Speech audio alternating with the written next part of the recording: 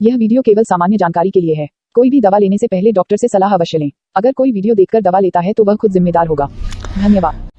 Hello दोस्तों, आज हम लोग बात करेंगे माइग्रेन के सबसे बेस्ट इलाज के बारे में। ठीक है, जो प्रॉब्लम है ये बहुत सारे लोगों को होती है लेकिन उनको पता नहीं लग पाता है। तो माइग्रेन का जो आपको ये सिम्टम दिख रहा है यहाँ पे कि एक साइड में उसको पेशेंट को सिर के अंदर दर्द रहता है। ठीक है, यूनिलैटरल पेन जिसको बोलते हैं।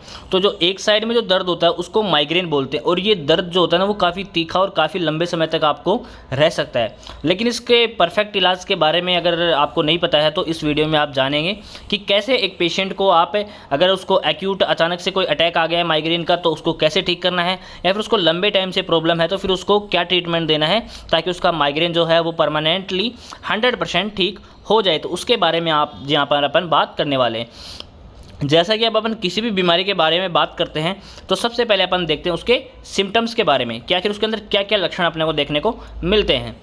तो माइग्रेन के मुख्य लक्षणों में अपन सबसे पहले बात करते हैं थ्रोबिंग यूनिलैटरल पेन। थ्रोबिंग मतलब कि जो तीखा जो चुभने वाला जो पेन होता है ना वो होता है यूनिलैटरल, मतलब कि एक साइड, मतलब सर के एक साइड में या तो लेफ्ट या फिर राइट साइड में पेन होता है। ठीक है, सर दर्द होता है।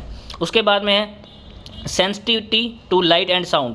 ठीक है, अगर अपने को कोई ज़्यादा लाइट के अंदर या फिर ज़्यादा साउंड में डीजे वगैरह में जा रहे हैं तो उसके अंदर क्या होता है सेंसिटिविटी, उसको ना मतलब कि जैसे डर लगने लगता है एकदम लाइट से या फिर ज़्यादा साउंड से, उसको एक तरीके से डर लगने लगता है। ठीक है, उसके बाद में है nausea and vomiting. Nausea and vomiting ये कि माइग्रेन के साथ में क्या होगा उसको बेचैनी सी होती है, कई बार वोमिटिंग भी हो सकती है। ओरा का मतलब होता है कि जैसे उसका जो विजुअल डिस्टर्बेंस हो जाता है, जैसे अपने को उसको थोड़ा धुंधला धुंधला दिखाई देना, और कभी कभी अपने को आंखों के सामने जैसे जिगजैग से जो दिखते हैं ना वो उसको दिखना लग सकते हैं। ठीक है, उसके बाद में है नंबनेस एंड डिजीनेस, उसको सूनापन सा लगता है, चक्कर से उसको फील होते हैं, और वो अपने आप को मतलब कि जैसे सर में इतना तेज़ दर्द होता है कि डिफ़िकल्टी कंसंट्रेटिंग, किसी बात को अगर अपन उसको बोलते हैं तो कंसंट्रेट नहीं कर पाता है, किसी चीज़ पे उसका ध्यान नहीं लग पाता है, उसको बहुत तेज़ दर्द रहता है। ठीक है, तो माइग्रेन के ये लक्षण जो होते हैं 6 लक्षण अपने को देखने को किसी भी पेशेंट में मिल सकते हैं। अब बात आती है कि माइग्रेन होता क्यों है, कैसे होता है, क्या इसके पीछे कारण है। तो एग्जैक्ट कोज इज़ अननोन। ठीक है, अभी तक माइग्रेन का जो एग्जैक्ट कोज है कि मेन कोज इसका क्या है वो अभी तक अननोन है, उसके ऊपर रिसर्च अभी भी चल रही है। लेकिन जो इसके जो मुख्य कारणों में जो माने जा सकते हैं उनमें है हार्मोनल चेंजेस, कि आपके बॉडी के अंदर हार्मोन चेंजेस की वजह से ऐसा हो सकता है। स्ट्रेस, अगर आप कोई किसी चीज़ की टेंशन ले रहे हैं, कोई स्ट्रेस ले रहे हैं एग्जाम वगैरह, तो उस वजह से भी आपको माइग्रेन हो सकता है।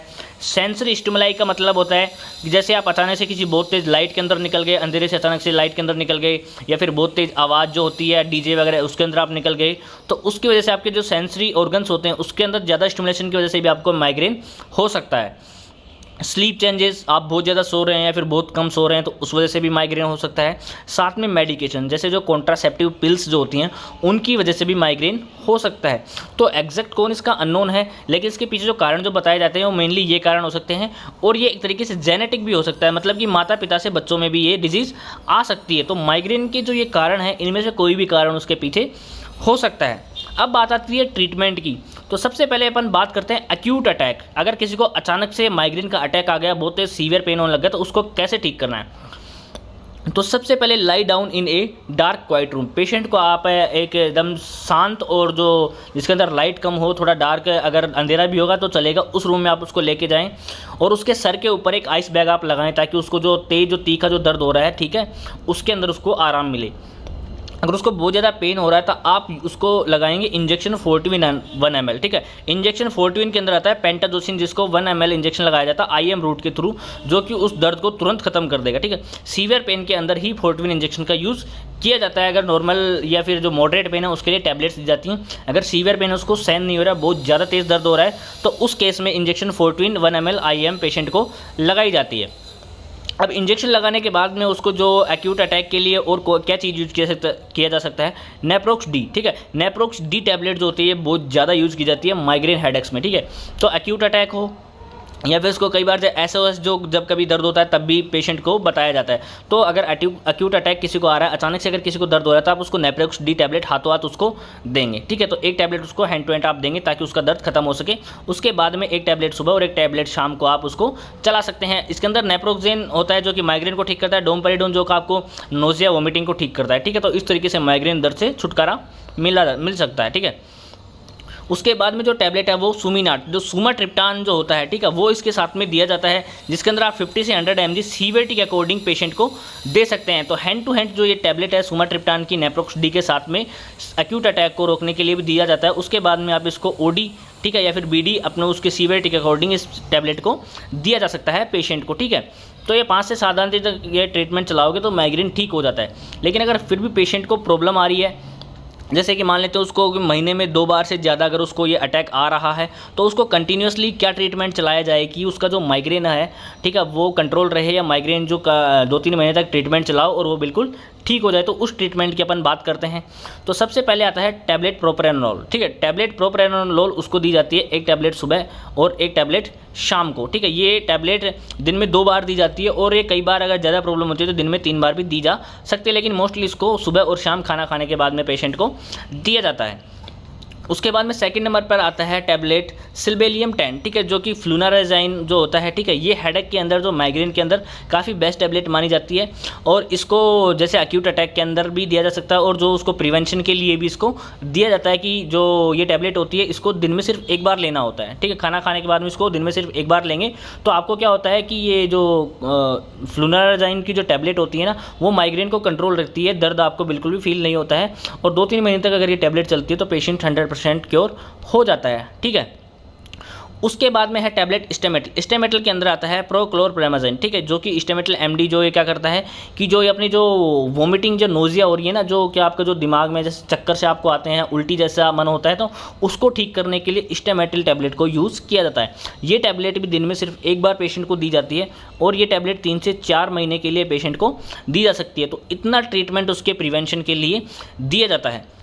और कई बार क्या होता है, पेशेंट को अक्यूट अटैक के लिए उसको जो ट्रैंक्विलाइजर्स जो होती हैं, जो कि दिमाग को शांत करने के लिए दी जाती हैं, ठीक है, वो भी टैबलेट्स कई बार पेशेंट को दे दी जाती हैं, ताकि उसको जो दिमाग का अगर ट्रैंक्विलाइजर अपन उसको देंगे तो उसको जो दर्द होता है ना, उसको हल्की फुल्की नींद आएगी और उसको दर्द महसूस नहीं होता है।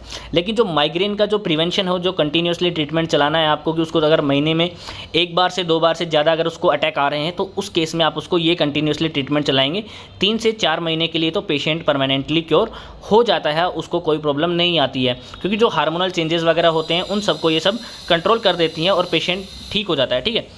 और उसके कोजेज़ की जहाँ हमने बात की है, स्ट्रेस, तो आप कृपया करके उसको पेशेंट को मतलब कि स्ट्रेस ज़्यादा नहीं लेना है, ठीक है। थोड़ा हंसते खेलते माहौल में रहना है, उसको टीवी वगैरह ज़्यादा नहीं देखनी है, ठीक है। ज़्यादा लाइट वगैरह में नहीं घूमना है, ज़्यादा डीजे साउंड वगैरह की जगह में नहीं जाना है, इन चीज़ों को भी आपको अवॉइड करना है, ठीक है। जो कोजेज़ इसके हैं उनको आप ध्यान से पढ़ा करो, ठीक है, ध्यान से सुना करो कि इनके कोजेज़ पे आपको काम करना है, तो जो ये कोई भी डिजीज़ है वो ठीक हो जाएगी। मेडिकेशन आपको अगर आप ले रहे हैं कॉन्ट्रासेप्टिव्स, तो उनको चेंज करना है।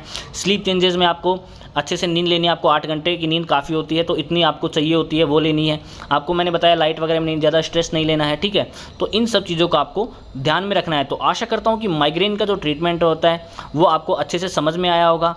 और अगर आपको वीडियो अच्छी लगी तो कृपया लाइक करें, शेयर करें, सब्सक्राइब करें और लोगों को शेयर करें। अगर आपकी कोई क्वेरी है तो आप हमें कमेंट में पूछ सकते हैं, ठीक है। और मैंने डिस्क्रिप्शन में लिंक डाल दिया टेलीग्राम की, वहाँ पे आप ज्वाइन होकर के कोई भी क्वेश्चन हमसे पूछ सकते हैं। हमारे एक्सपर्ट आपको हैंड टू हैंड जवाब देते हैं, ठीक है। तो आशा करता हूँ आपको अच्छे से समझ में आया होगा। थैंक यू, धन्यवाद, जय हिंद, जय भारत।